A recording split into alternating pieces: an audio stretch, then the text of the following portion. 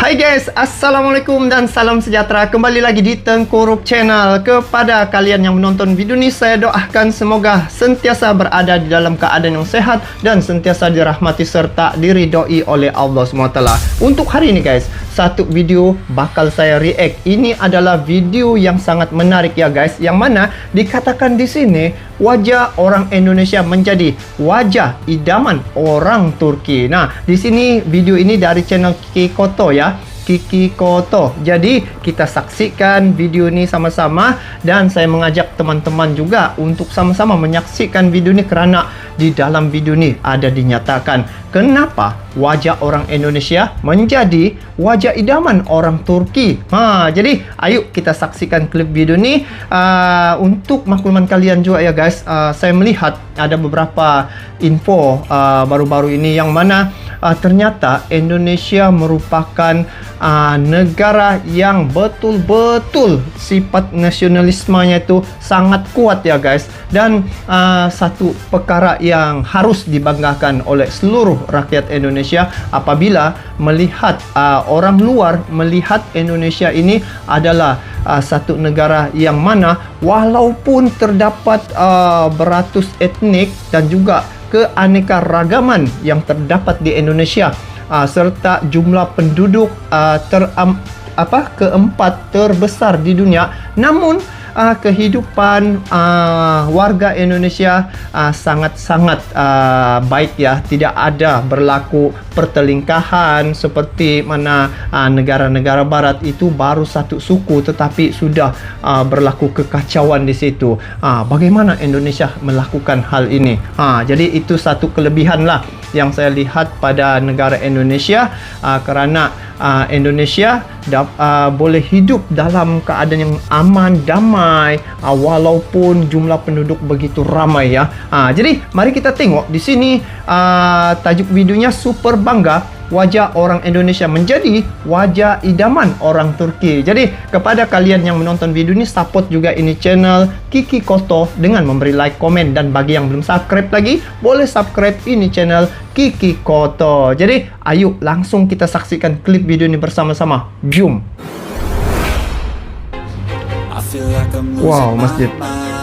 Wajah orang Indonesia menjadi wajah idaman orang Turki.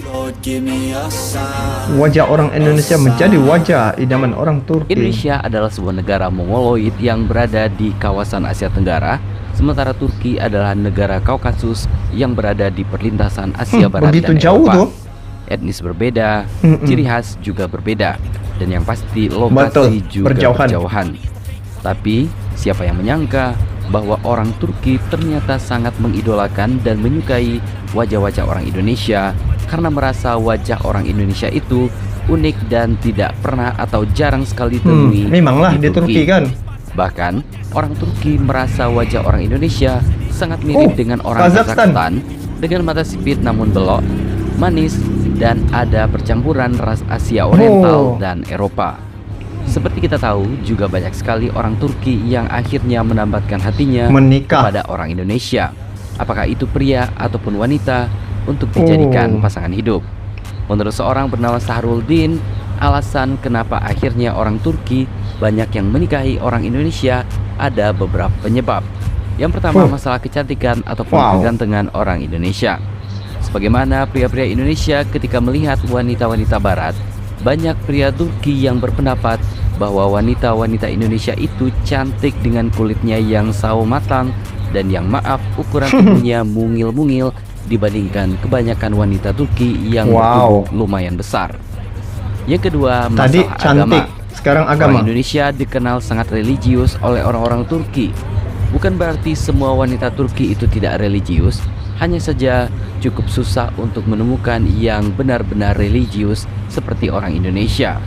Selain itu, adat dan budaya Indonesia yang sejalan dengan norma agama pada umumnya, misalnya menghormati dan menghargai suami, menjadi nilai plus dan daya tarik bagi orang Jangankan Turki. menghargai suami orang Indonesia tuh, orang bule ya dari luar negara yang saya nampak bila berkawin ataupun bernikah dengan orang Indonesia, contohlah wanita dari luar negara, apabila kawin dengan lelaki orang Indonesia, dia ikut ya budaya Indonesia itu. Itu yang menjadi ketarikan mereka pada Indonesia. Saya ada ternampak juga satu konten ya. Ini reality ya, tapi dia jadikan itu sebagai konten. Tetapi itulah yang sebenarnya Neo Japan kalau saya tidak silap. Yang mana orang Jepun ini sebenarnya dia usia muda tidak mau kawin dengan siapa-siapa karena dorang lebih memikirkan career berbanding dengan rumah tangga. Tetapi apabila Neo Japan ni memberitahu kelebihan berumah tangga begini, lepas tu dalam usia yang muda orang Korea tu akhirnya menikah dengan orang Indonesia.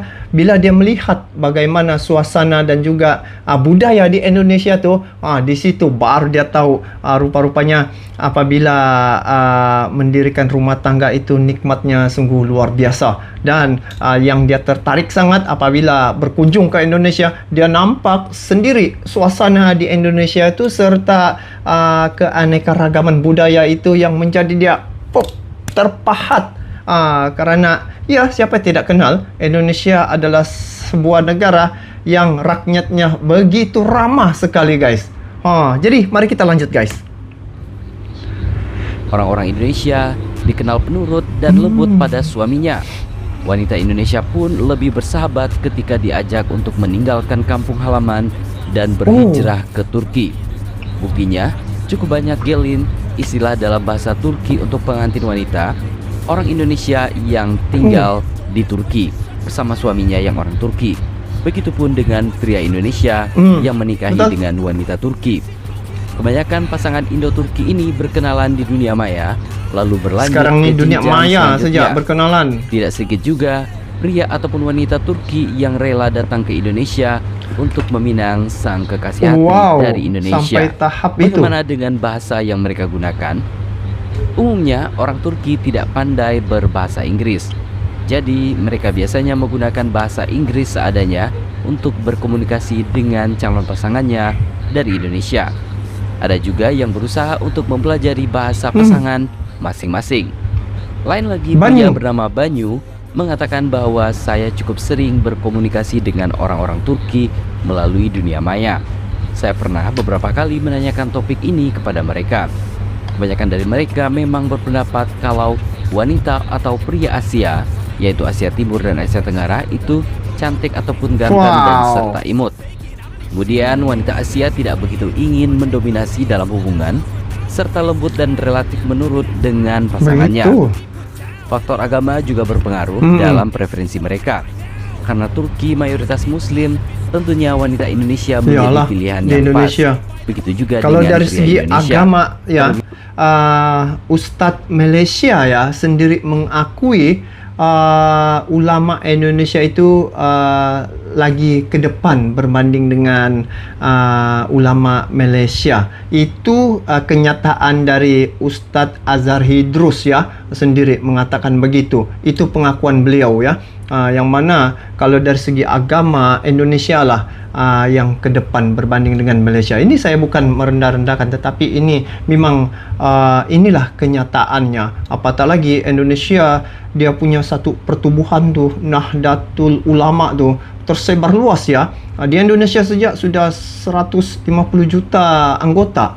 Dan Malaysia juga mengambil acuan ini ya. Nahdlatul Ulama punya cara, dia punya protokolnya itu dibawa di Malaysia. Itu dikatakan oleh Ustadz Faiz, dia mengakui begitu dari Indonesia ditiru begitulah. Itu yang bagus sebenarnya, kita mau ambil sesuatu yang bermanfaat ya, untuk saling mengenali antara satu sama yang lain. Oke, kita lanjut guys. Lagi, sebagian wanita Indonesia memang kebanyakan juga mengandungi pria-pria kulit putih seperti dari barat putih-putih ya, ataupun Timur Tengah seperti Turki. Hitam manis kami hal bilang. yang sangat mengejutkan datang dari seorang wanita Indonesia yang sudah lama tinggal di Turki. Ia membeberkan alasan yang sangat membanggakan. Apa alasan sebenarnya mengapa orang Turki menganggap orang Indonesia itu sangat menarik. Dan ini sudah ditayangkan di dalam akun snap video TikTok pribadi wanita Indonesia tersebut. Lumayan seru nih buat dibahas. Apakah orang Indonesia di Turki dianggap jelek? Sebenarnya seumur-umur aku tinggal di Turki, belum pernah ada sama sekali temanku yang Memang bilang orang cantik Indonesia nih. itu jelek, kecuali dia itu pernah sakit hati sama cewek Indonesia. Kecuali. Jadi orang Indonesia itu kan mukanya sering disama-samain sama orang Kazakhstan ya di sini. Kalian tahu kan orang Kazakhstan itu tuh cakep gitu. Mereka tuh mukanya kayak Asia campur bule dan mata mereka tuh sipit tapi besar gitu. Kita tuh dilihat mereka tuh sama aja kayak gitu. Padahal kulit kita kan lebih gelap sedikit ya, 1 ton. Dan mereka itu tuh jarang ngelihat cewek-cewek yang mukanya kayak kita. Jadi sangat nggak mungkin lah dianggap jelek, kecuali dia tuh emang punya pengalaman buruk sama cewek Indonesia. Kecuali mempunyai sebagai pengalaman orang buruk. Indonesia, kita harus bangga dan jangan berkecil hati dengan kulit kita yang mayoritas sawo matang, berhidung pesek, dan badan yang tidak tinggi. Karena sejatinya orang di luar sana banyak sekali yang mengincar orang Indonesia, apakah itu Betul pria lah. ataupun wanita Indonesia, untuk dijadikan pasangan hidup mereka. Apakah Anda siap? Jadi, bagaimana menurut pendapat Anda? Kita bagi pendapat guys berkaitan dengan Indonesia punya warga ya. Jadi apabila melihat kenyataan ini, memang gitulah realiti yang terdapat di Indonesia. Cumanya sekarang nih cabaran kita guys, apabila terdapat berita-berita hoax ya yang memburuk-burukkan Indonesia, itu sebenarnya adalah oknum-oknum yang sengaja supaya Indonesia dilihat dunia tidak baik. Sedangkan Indonesia adalah sebuah negara yang berdaulat dan juga tahap keselamatannya sangat tinggi. Itu yang pernah suatu ketika dulu saya dapat ya informasi yang mana Indonesia ini dikatakan berbahaya. Itu adalah berita hoax yang sengaja menimbulkan isu agar Indonesia ini tidak baiklah di mata dunia. Tetapi apabila melihat sendiri keadaan di Indonesia, sendiri datang ke Indonesia, berbeda. Kalau dibuat perbandingan dengan kenyataan-kenyataan yang memburuk-burukkan Indonesia itu. Sebenarnya kalau Indonesia ya, dia punya negara ini, walau beratus etnik, lepas tu dia punya keanekaragaman budaya yang pelbagai, tapi kehidupan di Indonesia ini sangat harmonis, tidak ada masalah di situ. Cuma inilah negara-negara yang tidak senang dengan Indonesia akan membuat cerita-cerita yang buruk agar ekonomi Indonesia mungkin akan jatuh begitu. Karena di Indonesia nih potensi untuk ekonomi, menguasai ekonomi dunia sangat tinggi ya. Buktinya apa? Apabila Indonesia mempunyai ini kekayaan sumber daya alam di Indonesia, ini adalah satu perkara yang sangat diinginkan oleh negara-negara asing. Jadi itulah baru-baru itu juga saya nampak Indonesia digugat oleh Uni Eropa kerana Indonesia tidak mau mengekspor lagi bahan mentah itu. Jadi digugat Indonesia, tetapi Presiden Jokowi tetap dengan pendiriannya, dia tidak mau mengekspor, malah dia membuat hilirisasi di Indonesia untuk meningkatkan ekonomi. Dan kesan daripada hilirisasi itu, Indonesia punya pendapatan berlipat kali ganda ya berbanding dengan ekspor sebelum ini. Nah, yang maunya Uni Eropa nih ataupun negara-negara barat, Indonesia sentiasa kasih ekspor dia punya bahan mentah. Lepas tu di negara yang mengimport bahan tadi itu akan membuat bahan mentah tadi itu menjadi barang yang sudah jadi. Lepas tu dijual dengan harga yang mahal. Tetapi kebijakan pemerintah Indonesia, saya tengok bila dia nampak keadaan ni begini, dia cuba tidak lagi mengekspor, malah dia membuat hilirisasi, dan terbukti Indonesia dapat mengolah sendiri, membuat barang bahan mentah tadi menjadi barang yang jadi, dan akhirnya apabila dijual menjadi tinggi nilainya. Nah, itulah yang perlu kita tahu, ancaman-ancaman negara-negara asing ataupun mereka yang berkepentingan ya di luar sana yang cuba untuk memburuk-burukkan Indonesia. Begitu juga hubungan Malaysia dan Indonesia. Kita tengok ya, saya sendiri mengamati kenapa Indonesia dan Malaysia ni yang sering kali berbaku hantam.